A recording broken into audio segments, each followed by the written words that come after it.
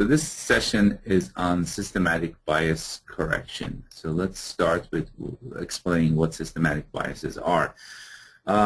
This started actually several years ago. People noticed that if you take a normal sample, like in this case, this is from a publication from 2008 from the group at CHA, and chromosome 11 of a supposedly normal individual, the log ratio should be right at 0 with some white maybe noise on it. But it seems like there is a lot of wavy artifacts that was running through the sample, and similar with sample 2. And the question was, what's the source of this change in the signal intensity? And some people hypothesized that maybe it has something to do with the binding and this GC content. So when they plotted the percentage of GC across the chromosome 11 here, and you can see how well it correlates with the sample 1, and with sample 2 is actually a negative correlation. So the more GC you have, the more log ratio goes up. In this case, and the other case, it goes down. So depending on the window size that's used for the GC window, you could see that there's a very nice and linear correlation between the percentage of GC. So the more GC there is in sample 1, the higher the log ratio is artificially going up, and the other way it goes down. So if you know there is systematic biases, and it doesn't have to be based on GC, it could be based on any other artifact, like fragment length is another one, then you could use a regression and subtract this bias out.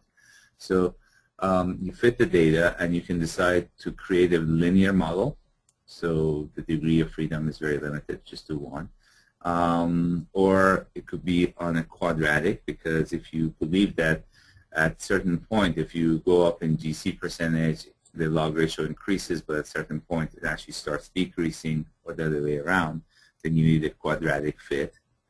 Or if you think there's actually a more complicated pattern, there's a low S that you can fit to it. So people have proposed a number of different algorithms and papers over the past, I would say, 5-6 years that use linear, low S, or quadratic fits to either the GC or multiple factors there. And this is just a listing of what people have used in the past to do systematic correction. In the Nexus software, we allow the user to select either play to do that, and I'll show you in the next slide. Here is a before systematic correction and after correction on this example, and you can have lots of images like that. So these are some example correction files that I got from the Nexus software. This is for an adjuvant array, and you can see we include the GC for 4 KB, 100 KB, and 1 megabase windows, as well as the GC percentage of the probe across the genome for different arrays. And for Affymetrix, in addition to these, there's also the fragment GC percentage and fragment length. The question is asked, when should the systematic correction be applied? And people sometimes say, well, if I see waves, I correct. I don't think you need to do that. I think you should always go ahead and apply the correction, because it will remove any systematic artifact associated with the log R. If there is no correlation, then there will be no change, so why not apply it? The only downside is that you might lose some probes if there is no sequence data. So if there is no sequence data, it doesn't know the GC percentage, and those probes will be dropped. So let me show you that an example through some examples here.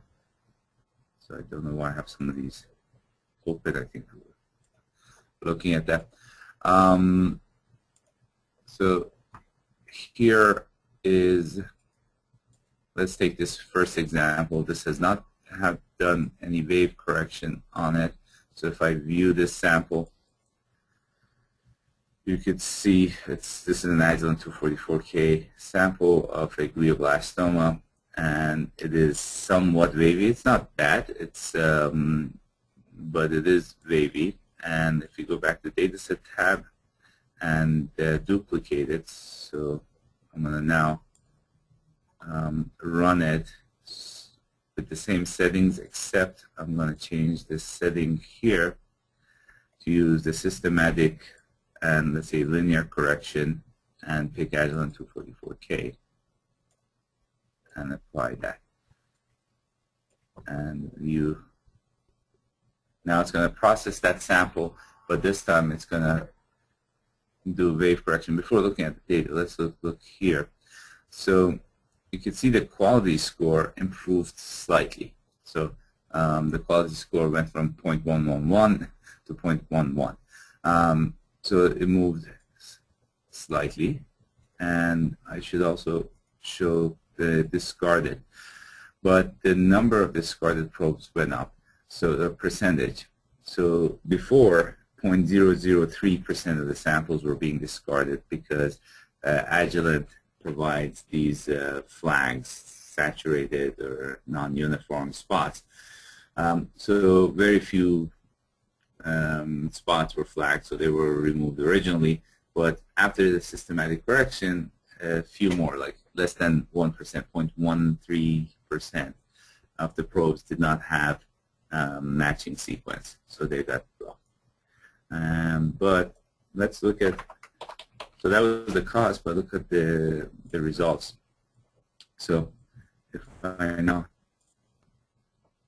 open, this is after wave correction, and this is before the systematic correction. So you could see that it does smooth out, especially this 1P where it has a GC bias, I think GC rich, it's getting flattened out. The other advantage to me is, so people worry about, well, it's not a smoothing function. So you see this trisomy here, as opposed for it to be smoothed out. If it was smoothing, it would go down, but in fact, actually the signal is coming out much clearer, and it has moved up and become more visible. So it certainly helped in this case where there is a waviness going on. Now if I look at this other, the first one, and let me duplicate this sample as well and do, but before, for me to reprocess that, let me show you what the sample looks like. So this sample is not as wavy, it's actually fairly clean, but it does have some what it looks like wavy artifacts. So let's see what happens if I process this sample again, and systematic correction, linear, and there's a different array type. This is a custom Agilent data. So if I process this sample, you see there's not much difference actually in the calls either. And if you look at the profile before and after shots, they don't really seem that different. You still see that wavy. So whatever wavy function you see here, that does not seem to be correlated with the GC percentage. So there's some slight changes, but it's not a lot.